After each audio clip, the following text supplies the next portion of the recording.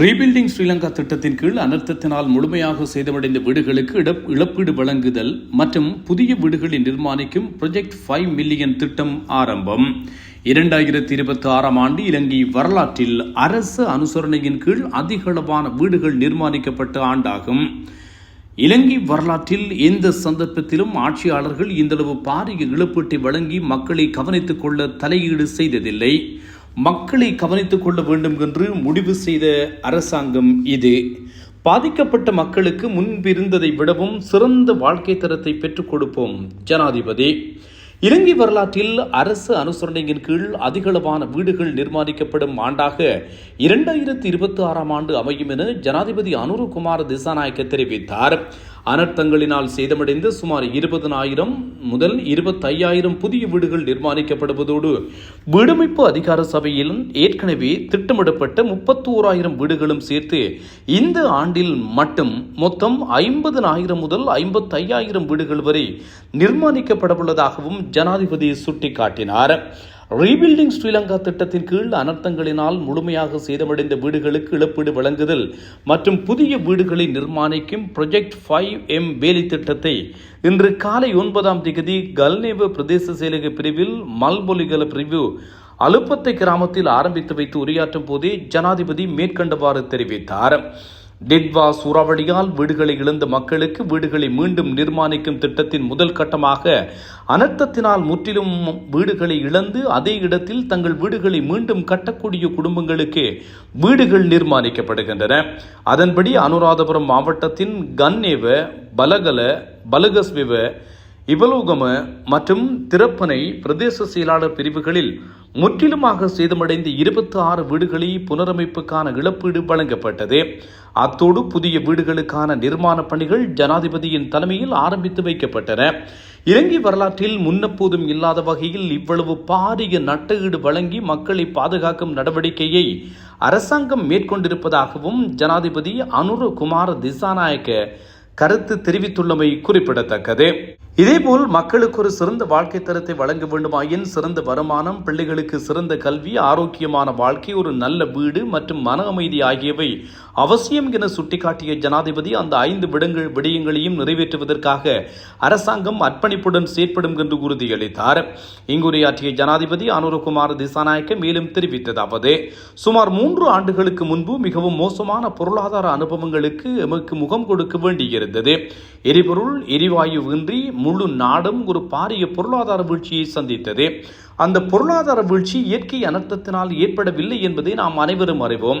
எமது நாட்டை நீண்ட காலமாக ஆட்சி செய்த ஆட்சியாளர்கள் பின்பற்றிய பொருளாதார கொள்கைகள் மற்றும் நாட்டின் பொதுமக்களின் செல்வத்தை ஒரு சிறிய குழுவினருக்குள் மையப்படுத்தியமை என்பனவே இதற்கு காரணமாகும்.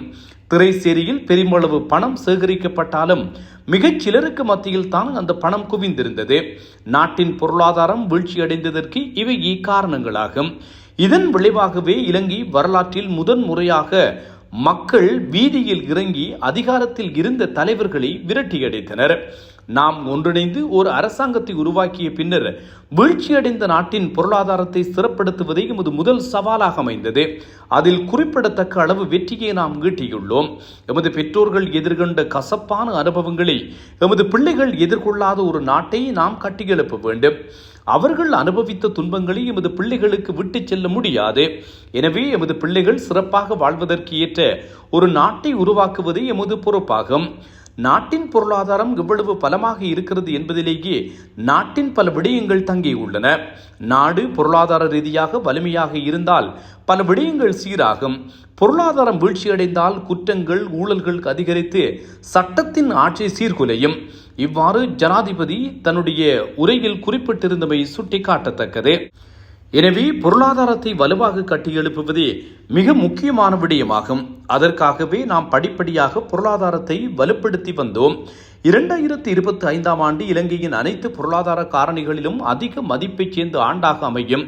அதிக அரச வருமானம் 1977ஆம் ஆண்டுக்கு பிறகு மிக குறைந்த வரவு செலவு திட்ட பற்றாக்குறை, அதிக ஏற்றுமதி வருமானம், வெளிநாட்டு வாழ் இலங்கையர்களிடமிருந்து அதிகளவான பணம் வந்தடைந்தமை மற்றும் அதிக சுற்றுலா பயணிகள் வருகை தந்த ஆண்டாக இது மாறியது. இவ்வாறு பொருளாதாரத்தை கட்டியெழுப்பிக் கொண்டிருக்கும் நிலையிலேயே இந்த இயற்கை அனர்த்தத்திற்கு எமக்கு முகம் கொடுக்க வேண்டி ஏற்பட்டது. இயற்கை அனர்த்தங்களை நம்மால் முழுமையாக கட்டுப்படுத்த முடியாது. ஆனால் அதற்கு ஈடு கொடுக்கக்கூடிய பொருளாதாரத்தை நாம் உருவாக்கி கொள்ள வேண்டும். பொருளாதாரம் மீண்டெழுந்து கொண்டிருந்த வேளையில் இந்த அனர்த்தம் பெரும் முட்டுக்கட்டையாக அமைந்தது. உலக வங்கியின் ஆய்வின்படி உட்கட்டமைப்பு சார்ந்த இழப்பு மட்டும் 4.1 பில்லியன் டாலர்கள் என சுட்டிக்காட்டப்பட்டுள்ளது.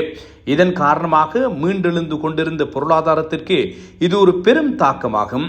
ஆனால் அதற்காக அனர்த்தத்தை காரணம் காட்டி நாங்கள் சாக்குப்போக்கு சொல்லி தப்பிவிட முடியாது என்றும் ஜனாதிபதி தன்னுடைய உரையிலே குறிப்பிட்டார். இலங்கை வரலாற்றில் முதன்முறையாக அனர்த்தத்தினால் பாதிக்கப்பட்ட துறைகளை மீள கட்டியெழுப்புவதற்காக ஒரு பாரிய திட்டத்தை அரசாங்கம் என்ற வகையில் நாங்கள் முன்வைத்துள்ளோம் என்றும் அவர் தெரிவித்தார். 2026ஆம் ஆண்டில் மட்டும் இந்த அனர்த்த பாதிப்பிலிருந்து மீள்வதற்காக 50,000 கோடி ரூபாய் ஒதுக்கப்பட்டுள்ளது. 2025 டிசம்பர் மாதத்திற்காக 7,200 கோடி ரூபாய் ஒதுக்கியுள்ளோம். நாம் மக்களை கவனித்துக் கொள்ள வேண்டும். அதேவழி பொருளாதாரத்தையும் மீள கட்டியெழுப்ப வேண்டும். பயிர்களுக்கு ஏற்பட்ட சேதங்களுக்காக நாம் நட்டஈடு வழங்கி வருகிறோம். விவசாயிகளுக்கு இதுவரை கிடைக்காத ஒரு நட்டஈட்டு தொகையை நாம் வழங்கி இருக்கிறோம். கால்நடை வளர்ப்பு மற்றும் பல்வேறு தொழில்களில் ஈடுபட்டவர்களுக்கும் நாம் அந்த நிவாரணங்களை வழங்க உள்ளோம். மேலும் அடையாளம் காணப்பட்ட துறைகளின் தரவுகளை நாம் சேகரித்து வருகின்றோம். நாம் மக்களை கவனித்துக் கொள்ள வேண்டும் என்ற தீர்மானத்தை எடுத்த அரசாங்கம் இலங்கை வரலாற்றில் இதுவரை எந்த ஆட்சியாளரும் இதுபோன்று பாரிய இழப்பீடுகளை வழங்கி மக்களை பாதுகாக்க தலையீடு செய்யவில்லை. ஆனால் நாம் அதனை செய்து வருகிறோம். வீட்டு பிரச்சினை தொடர்பில் நாம் மிகுந்த கவனம் செலுத்தியுள்ளோம். சுமார் 6,000 வீடுகள் முற்றிலுமாக சேதமடைந்துள்ளதாக அறிவிக்கப்பட்டுள்ளது. மேலும் எந்த சேதமும் இல்லாவிட்டாலும் சுமார் 17,000 முதல் 18,000 வீடுகள் வசிக்க தகுதியற்றவை என அடையாளம் காணப்பட்டுள்ளது. எனவே சுமார் 20,000 தொடக்கம் 25,000 புதிய வீடுகள் நிர்மாணிக்கப்பட வேண்டியிருக்கும். அது மட்டுமல்லாமல் 2026 வரவு செலவு திட்டத்தில் மேலும் 31,000 வீடுகளை நிர்மாணிக்க நிதி ஒதுக்கியுள்ளோம். வீடுகளை நிர்மாணிக்க முடியாத மக்களுக்கு வீடமைப்பு அபிவிருத்தி அதிகார சபையால் செயல்படுத்தப்படும் திட்டத்தின் கீழ் 10,000 வீடுகளை நிர்மாணிக்க திட்டமிடப்பட்டுள்ளன. மேலும் 2009இல் யுத்தம் முடிவடைந்த போதிலும் இன்னும் மக்கள் அகதி முகாம்களில் வாழ்கின்றனர். அந்த மக்கள் 16 ஆண்டுகளாக வீடுகள் இன்றி வாழ்ந்து வருகின்றனர். நாம் அந்த மக்களுக்காக 2,500 வீடுகளை நிர்மாணிப்பதற்கு 20 லட்சம் ரூபாய் வீதம் ஒதுக்கியுள்ளோம். மேலும் மலையக மக்களுக்கு வீடுகளை நிர்மாணிப்பதற்கு இந்திய உதவியின் கீழ் அரசாங்கம் தலையிட்டு நடவடிக்கை எடுத்து வருகிறது.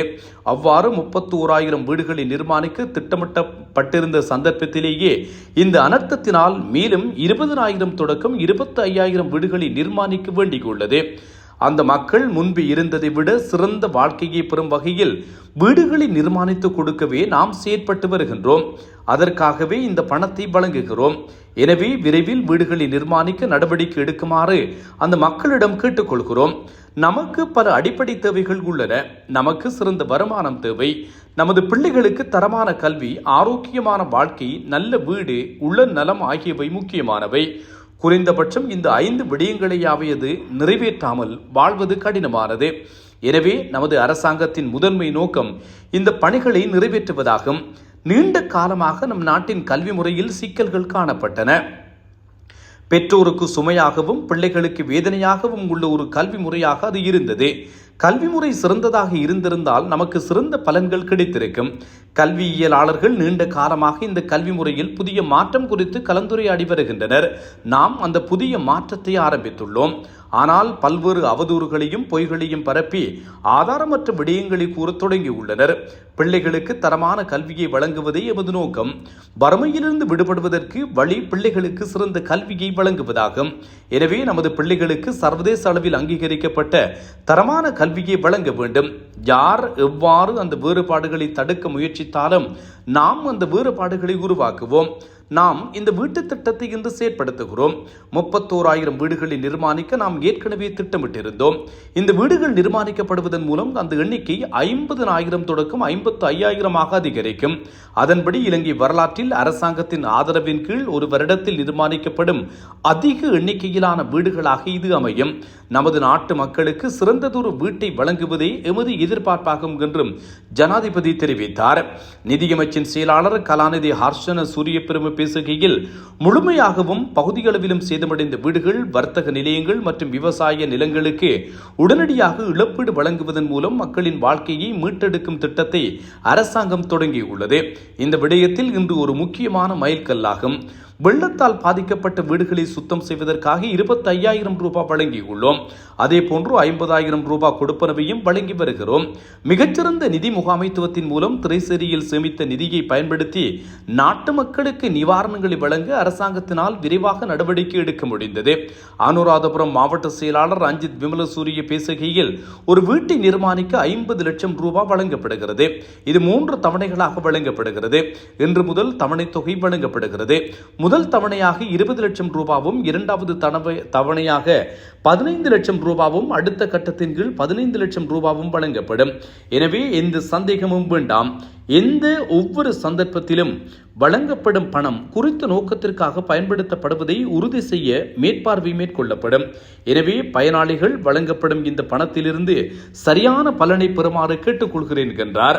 வர்த்தக, வாணிப, உணவு பாதுகாப்பு மற்றும் கூட்டுறவு அபிவிருத்தி அமைச்சர் வசந்த சமரசிங்க, வடமத்திய மாகாண ஆளுநர் வசந்த ஜினதாச, நாடாளுமன்ற உறுப்பினர்களான திலின தாருக சமரகோன், சுசந்த குமார நவரத்ன, PPNK பலிஹேன, பாக்கியஸ்ரீ ஹேரத் ஆகியோரும், பிரதேச செயலாளர்கள் உள்ளிட்ட அரசு அதிகாரிகள் மற்றும் பிரதேச மக்கள் பலரும் இந்த நிகழ்வில் கலந்து கொண்டமை குறிப்பிடத்தக்கது.